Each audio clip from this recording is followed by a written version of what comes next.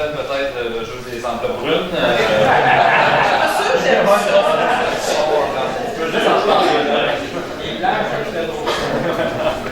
Donc, on pige une question à l'heure.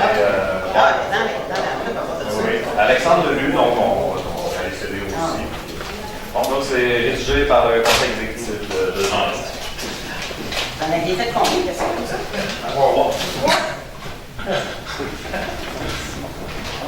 Pauline Marois a dit: j'avais un rêve. Je voulais changer le monde et je pense l'avoir changé un peu.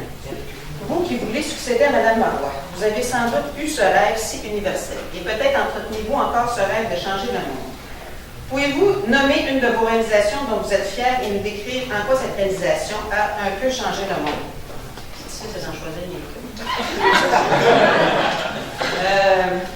J'ai beau d'en prendre plusieurs, pas rien que peut-être vous dire, moi, ça fait 28 ans que je suis au Parti québécois. Et j'ai travaillé comme militante, comme vous autres. Et comme militante, j'ai travaillé 3 dossiers en particulier.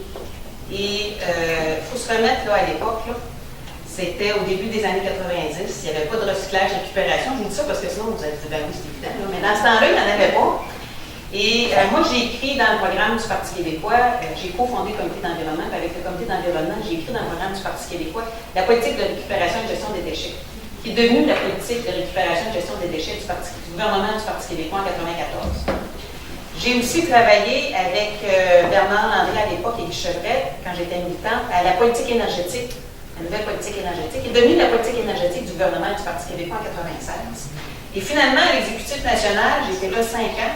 J'ai écrit la politique nationale de l'eau dans le programme du Parti québécois. Puis quand je dis j'ai écrit, c'est un travail de comité. Puis après ça, il y a eu des propositions dans les conseils nationaux, dans les congrès nationaux. J'ai fait des tournées des régions à chaque fois, qui est devenue la politique nationale du gouvernement du Parti québécois en 2000. Donc moi, je vous dis ça pour vous dire à quel point le travail des militants est important. Puis de préparer des politiques avant qu'on prenne le pouvoir, c'est ça qui fait la différence dans notre capacité de pouvoir les réaliser une fois rendus au pouvoir. Donc, toute votre implication, c'est ça l'importance, et c'est ça la force du Parti québécois, c'est ça notre force à nous. C'est la force de nos militants. Mais pour ça, il faut leur donner la place. Moi, je pense qu'il faut redonner la place aux militants du Parti québécois. J'ai vécu d'autres époques. Moi, j'ai commencé, c'était la fin de M. Johnson, le début de l'ère de M. Parizeau. Les plus anciens s'en rappelleront, c'était la fin de l'affirmation nationale et le début de la démarche pour l'indépendance. Et j'ai connu un Parti québécois où il y avait beaucoup plus de place pour les débats d'idées, tant dans les planchers des conseils nationaux que des congrès. Les congrès étaient à chaque 2, pas 6, 2. Il y avait des comités. Les comités sur l'environnement, comité des relations internationales, comité des relations ethnoculturelles, comité des femmes. Il y avait des lieux où se préparaient différentes propositions aussi, qui amenaient de nos moulins au niveau du programme du parti.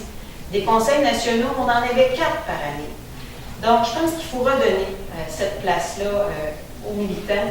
Et je pense que c'est aussi comme ça qu'on va pouvoir attirer beaucoup plus large, puis attirer peut-être plus jeunes aussi, parce que je pense qu'il faut qu'on se rebranche sur nos jeunes, ces derniers, et on ne peut pas se permettre d'être coupé des jeunes comme on l'a été dans les dernières années. Là, je pourrais tout vous parler des relations, des réalisations comme ministre, mais prochaine question. On va passer.